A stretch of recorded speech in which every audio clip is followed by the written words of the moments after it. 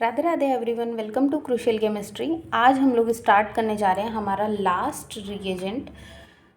वो है तो 3-4 टाइप के ही रिएजेंट, बट उसको कंबाइन करके हम बोलते हैं कैटालिटिक रिडक्शन। जो रिडक्शन करते हैं तो वो रिएजेंट्स कौन कौन से हैं उनको देखते हैं।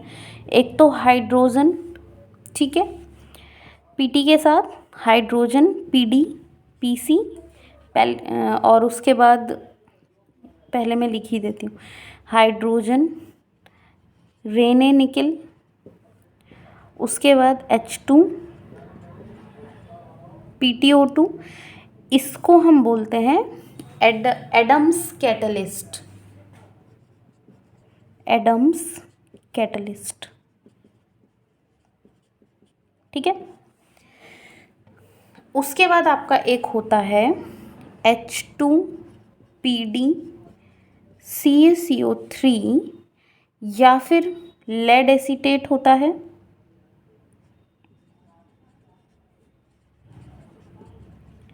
या आप इसी के साथ एक ले सकते हैं क्विंडिन। आई थिंक हाँ, क्विंडिन ही होता है, क्विंडिन, ठीक है।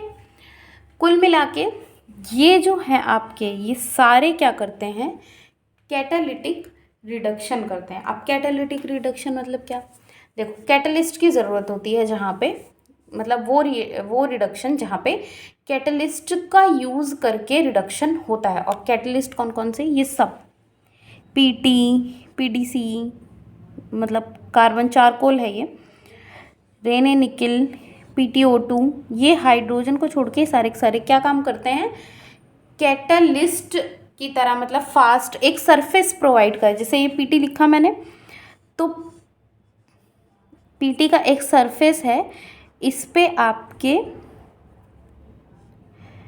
H2 मॉलिक्यूल प्रेजेंट है। इस सरफेस पे रिडक्शन का काम होता है। इसके लिए ये सरफेस है, इसके लिए ये सारे क्या हैं, सरफेस हैं एक तरह से, ठीक है। अब इस रिडक्शन में क्या होता है, इसको जब हम ये वाला रिएजेंट यूज़ करते हैं तो वहाँ पे दो काम होते हैं, अलग अलग, मतलब अलग अलग रिएजेंट के लिए अलग अलग काम है, बट वो दोनों ही प्रोसेस क्या है इसी कैटालिटिक रिडक्शन में ही। एक तो है हाइड्रोजिनेशन, ठीक है, और दूसरी होती है आपकी हाइड्रोजिनोलिसिस। अभी उसको समझते हैं। तो हाइड्रोजन पहले देखते हैं। हाइड्रोजिनेशन का मतलब क्या है, addition of H2। Simple process है, कोई इसमें सरदर्दी नहीं है, सिंपल सी बात क्या है कि एडिशन ऑफ H2, हाइड्रोजिनेशन, ठीक है। फॉर्मेशन हो रहा है, हाइड्रोजिनेशन मतलब ऐसे समझिए। तो जैसे आपकी एल्कीन है, यहाँ पे अगर हम, जैसे मैंने H2PD लिया, तो इसका मतलब क्या होता है कि PD का जो सरफेस है, यहाँ पे आपकी रिएक्शन होती है। जैसे ये एक हाइड्रोजन, ये हाइड्रोजन है, इन दोनों के बीच में बॉन्ड ब्रेक होगा, इस कार्बन और इसके बीच में बॉन्ड फॉर्मेशन होगा इसके, और इनका जो पाई बॉन्ड था वो ब्रेक हो रहा था, ठीक है। तो ये जो प्रोसेस है, ट्रांजिशन स्टेट बनेगी, फिर यहाँ पे आपको एक प्रोडक्ट देखने को मिलेगा इस तरह से। तो ये सारी जो प्रोसेस है ये इस सरफेस पे होती है, समझ लो। PDU का मतलब ये है। तो यहाँ पे आपका क्या बन रहा है, एल्केन, और दोनों हाइड्रोजन आपके यहाँ पे ऐड हो रहे हैं। ये सारी प्रोसेस PD के सरफेस पे होती है, ठीक है। ऐसे सरफेस होता है, जैसे हम टेस्ट ट्यूब में रिएक्शन कराते हैं वैसे एक सरफेस होती है, उस पे ये रिएक्शन होती है, ऐसे समझिए। हाइड्रोजिनेशन हो गया। उसके बाद आपका आता है हाइड्रोजिनोलिसिस, इंपॉर्टेंट है, हाइड्रोजिनोलिसिस। अब ये क्या होती है, देखिए, लिसिस का मतलब होता है टूटना, लिसिस का मतलब होता है ब्रेकेज या टूटना, जो भी आप बोलना चाहें। तो ब्रेक होगा बॉन्ड, या बॉन्ड की क्लीवेज होगी, जो भी आप बोलना चाहें, ब्रेकेज, क्लीवेज, व्हाटएवर। तो लिसिस का मतलब तो ये होता है, ठीक है। हाइड्रोजिनो मतलब क्या हुआ कि वहाँ पे आपका हाइड्रोजन जो मॉलिक्यूल H2 मॉलिक्यूल है उसका अटैक होता है विद अ बॉन्ड क्लीवेज, ठीक है। वहाँ पे भी यही हो रहा था, वहाँ पे क्या हो रहा था, हाइड्रोजिनेशन में H2 मॉलिक्यूल ऐड हो रहा था, कोई प्रॉब्लम नहीं है।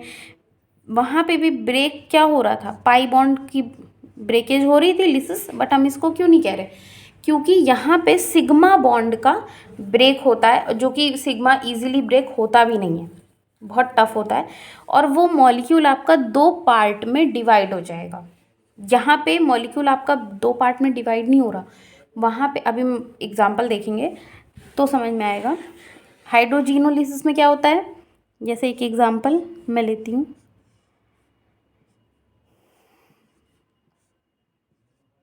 ये, ठीक है। यहाँ पे अब इसके लिए रिएजेंट क्या है, H2PD, C मतलब चारकोल है।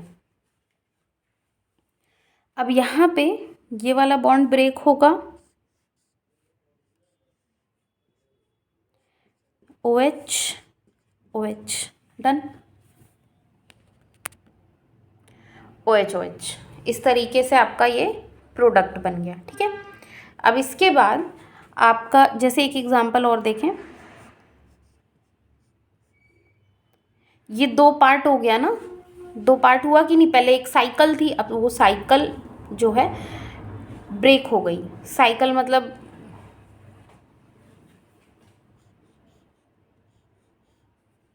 एक ये वाली साइकिल, एक ये वाली साइकिल, यहाँ पे क्या हुआ, ये वाली साइकिल ब्रेक हो गई, इस तरीके से समझ में आए। तो ये बेंजीन है आपका, CH2OH है, सेम रिएजेंट यहाँ हम यूज़ करेंगे, ये वाला बॉन्ड ब्रेक, और बॉन्ड कौन सा ब्रेक होता है ये इम्पॉर्टेंट है। तो यहाँ पे जो बॉन्ड ब्रेक होगा वो टू हेट्रो एटम्स के बीच में जो बॉन्ड बना, हेट्रो एटम यहाँ पे कार्बन कार्बन कार्बन कार्बन तो हेट्रो होंगे नहीं, तो यहाँ पे 2 हेट्रो एटम कौन से हैं, ऑक्सीजन ऑक्सीजन, यहाँ पे 2 कौन से हैं, ऑक्सीजन और कार्बन, दोनों अलग अलग है ना। तो यहाँ पे 2 हेट्रो एटम के बीच में बॉन्ड ब्रेक होता है। यहाँ पे जब ये ब्रेक होगा तो एक वाटर मॉलिक्यूल हमें मिल जाएगा, OH में H लगा दोगे तो वाटर ही तो बनेगा, CH2 में H लगाएंगे तो CH3 समझ में आ रहा है। तो इस तरीके से यहाँ पे प्रोसेस होती है हाइड्रोजिनोलिसिस की, समझ में आया। हाइड्रोजिनेशन में क्या होता है, एडिशन ऑफ H2 होगा वहाँ पे, लेकिन मॉलिक्यूल 2 पार्ट में ब्रेक नहीं होता। हाइड्रोजिनोलिसिस हो रही है, लिसिस मतलब 2 पार्ट में मॉलिक्यूल आपका ब्रेक हो जाएगा, ठीक है। तो चलिए नेक्स्ट स्टार्ट करते हैं एक एग्जांपल। उससे पहले आप एक रिएजेंट का, इसमें जो मैंने आपको बताया था उसका काम नोट करिए, रेनी निकिल। अच्छा, जब हम लोग पढ़ते थे तो इसको रानी बोला जाता, याद करने के लिए कह रही हूँ, ये रेने है, रेने, लेकिन इसको हम लोग रानी बोल देते थे, रानी निकल, याद नहीं होता था, क्या करें। तो इसका काम क्या होता है, ये इम्पॉर्टेंट है, बहुत ज़्यादा इम्पॉर्टेंट है। पहली चीज़ कि ये आपका यूज़ होता है हाइड्रोजिनोलिसिस ऑफ सल्फ़र, हाइड्रोजिनोलिसिस ऑफ सल्फ़र में, ठीक है। दूसरा, ये आपका काम क्या करता है, reduction of aromatic ring, aromatic rings का ये रिडक्शन करवाता है। तो बहुत ही इम्पॉर्टेंट इसके दोनों ही काम हैं, लिखिए और स्टार लगाइए ताकि रिवीजन के टाइम स्पेशल फोकस आपका यहाँ पे रहे, ठीक है। और एक दो बात और याद रख लीजिए, देखिए कैटालिटिक रिडक्शन जो होती है ना, अगर हम टेम्परेचर इंक्रीज़ करेंगे तो उसकी रिएक्टिविटी बढ़ती है। देखो टेबल बनाइए तब समझ में आएगा, बहुत भाषण देने से कुछ समझ में नहीं आने वाला। कैटालिटिक रिडक्शन, ठीक है,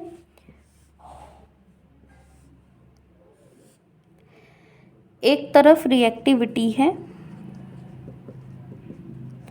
उसके बाद यहाँ पे है आपका सिलेक्टिविटी। अब रिएक्टिविटी सिलेक्टिविटी क्या होती है ये आप लोग पढ़ चुके हैं, बहुत दिन से मैंने समझाया हुआ है, स्टीरियो में भी बताया है। सिलेक्टिविटी क्या है। रिएक्टिविटी मतलब क्या, रिएक्शन फास्ट होगी स्लो होगी। सिलेक्टिविटी मतलब क्या कि सिलेक्ट एक पर्टिकुलर प्रोडक्ट बनेगा वहाँ पे, ठीक है। अच्छा, अगर मैं टेम्परेचर इंक्रीज करती हूँ, ध्यान दीजिएगा, जैसे रिएजेंट है ना, मतलब सॉरी, रिएजेंट यहाँ, ये रिएक्टेंट है और हम कोई प्रोडक्ट बना रहे हैं, समझ रहे हो, कोई हम प्रोडक्ट बना रहे हैं। अब मैं टेम्परेचर को इंक्रीज़ कर रही हूँ, मतलब क्या, रिएक्टेंट का टेम्परेचर इंक्रीज़ हो रहा है और रिएजेंट का इंक्रीज़ हो रहा है ना। जब हम टेम्परेचर बढ़ा रहे हैं तो होता क्या है कि रिएक्टिविटी आपकी इंक्रीज़ करती है बट सिलेक्टिविटी आपकी डिक्रीज़ करती है। क्यों, इम्पॉर्टेंट है। सिलेक्टिविटी मतलब समझ रहे हो, जैसे दो प्रोडक्ट बन रहे हैं, जैसे कोई एक प्रोडक्ट है मेजर माइनर नहीं, जैसे सपोज कोई दो प्रोडक्ट बन रहा है ए प्लस बी, ठीक है, इनमें से एक कोई मेजर है एक कोई माइनर है, ठीक है ना। तो सिलेक्टिविटी मतलब क्या है, इन दोनों में से वो सिलेक्ट कर लेगा और एक ही बनाएगा। जैसे 98% ए बना रहा है, अगर नॉर्मल टेम्परेचर पे, हम इंक्रीज़ नहीं कर रहे, नॉर्मल रूम टेम्परेचर पे क्या हो रहा है कि हमारा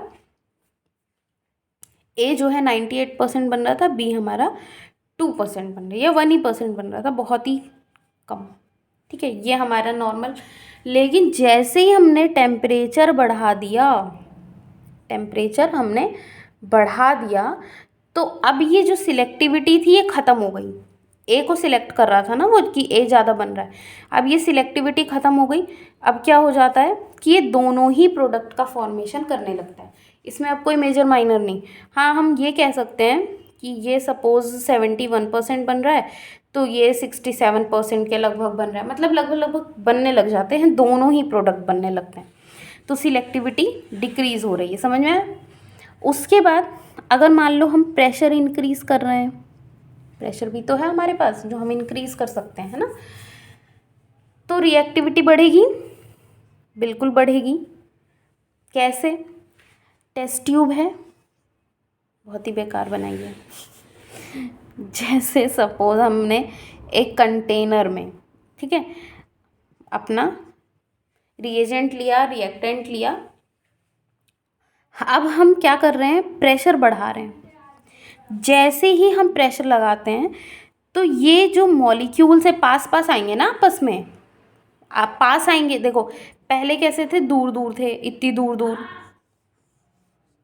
हमने प्रेशर ऊपर से बढ़ा दिया तो ये मॉलिक्यूल डाउन आ गए और ज़्यादा पास, और प्रेशर लगाया और पास आ गए, एकदम ही पास आ गए, ठीक है। तो अब जब एकदम पास आ गए तो बॉन्ड का फॉर्मेशन हो जाएगा ना आराम से, जल्दी। वही मैं कहना चाह रही हूँ कि जब टेम्परेचर बढ़ाएंगे तो भी रिएक्टिविटी हमारी बढ़ेगी और प्रेशर बढ़ाने पे भी रिएक्टिविटी बढ़ेगी, बट सिलेक्टिविटी कम हो जाएगी। क्यों कम हो रही है, रीज़न मैंने समझा दिया कि मॉलिक्यूल समझ नहीं पाते कि हमें ये ही स्पेसिफिक प्रोडक्ट बनाना है, वो दोनों ही बनाने लगते हैं।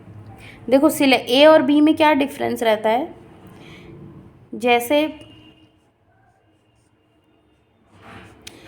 एक ए और बी में हमारा जो प्रोडक्ट बन रहा था, इसमें क्या डिफरेंस, क्या कोई खास डिफरेंस थोड़ी रहता है। मान लो इसमें OH ग्रुप यहाँ पे लगा है तो इसमें OH ग्रुप यहाँ लग गया है, बस यही तो अंतर होता है। एक को हम मेजर बोलते हैं, एक को माइनर बोल देते हैं। जब हम टेम्परेचर बढ़ाते हैं तो दोनों ही बनने लगता है, और प्रेशर बढ़ाते हैं तो भी दोनों बनने लगता है, मतलब सिलेक्टिविटी डिक्रीज होती है, ठीक है। एक काम हम और क्या कर सकते हैं रिएक्टिविटी बढ़ाने के लिए, हम रिएक्टेंट का अमाउंट बढ़ा दें या हम कैटलिस्ट का अमाउंट बढ़ा दें। कैटलिस्ट क्या, जो हम रिएजेंट ले रहे हैं, तो हम अपना रिएजेंट का अमाउंट बढ़ा दें तो भी हमारी रिएक्टिविटी इंक्रीज़ करेगी और सिलेक्टिविटी लेकिन हमारी डिक्रीज़ होगी। इम्पॉर्टेंट कंडीशंस हैं, याद रखिएगा, ठीक है। चलो एग्ज़ाम्पल देखते हैं। एग्ज़ाम्पल बहुत टफ नहीं है। मिथाइल,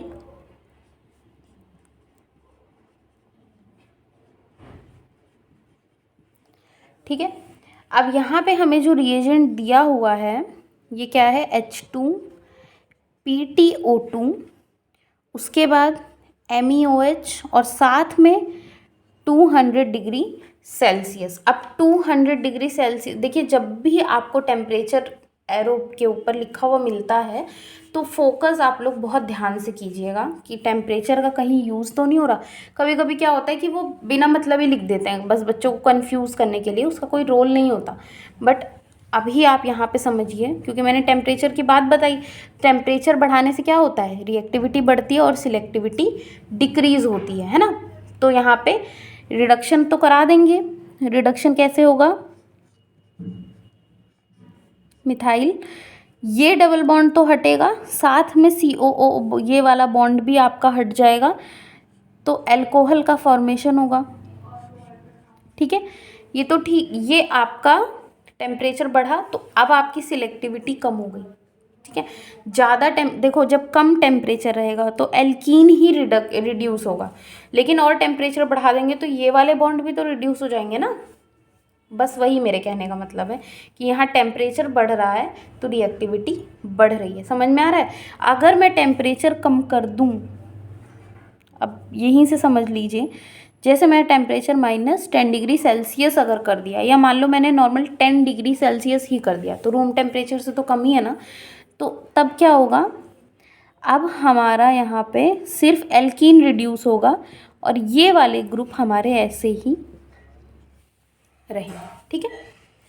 ये पॉइंट मैं आपको समझाना चाह रही थी। अब नेक्स्ट एग्जाम्पल देखते हैं।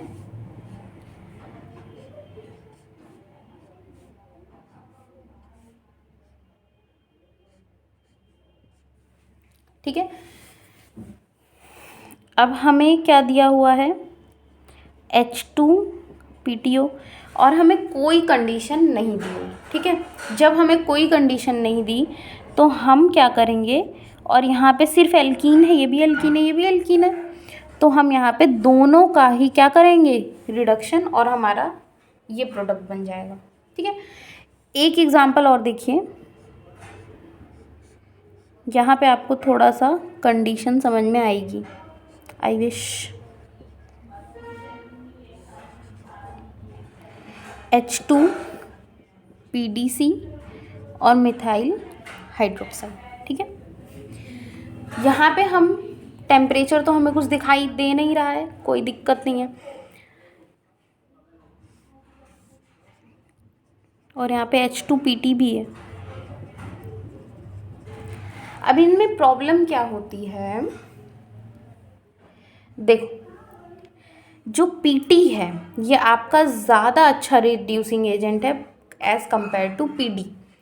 तो जब ये वाला ज़्यादा अच्छा रिड्यूसिंग एजेंट है तो ये तो दोनों को ही रिड्यूस करेगा,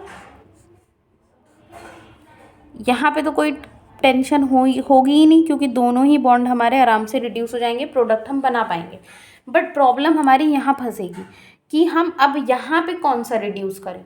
तो सिंपली एल्कीन को रिड्यूस करना इजी होता है, तो पहले ये काम भी वही करेगा, ये एल्कीन को रिड्यूस कर देगा और O डबल बॉन्ड ऐसे ही रहेगा, ठीक है। तो यहाँ पे हमारा कैटालिटिक रिडक्शन भी होता है ख़त्म। क्वेश्चंस आप लोग सॉल्व करते रहिए। उसके बाद अब हम लोग नेक्स्ट पढ़ेंगे ऑक्सीडाइजिंग रिएजेंट्स के बारे में। रिड्यूसिंग रिएजेंट हम पढ़ चुके हैं, अब पढ़ेंगे ऑक्सीडाइजिंग रिएजेंट के बारे में। वो भी बहुत ज़्यादा लंबा नहीं है, कोशिश मेरी रहेगी कि उसे भी मैं जल्दी कंप्लीट करा दूँ। तो मिलेंगे नेक्स्ट वीडियो में, तब तक के लिए थैंक यू सो मच।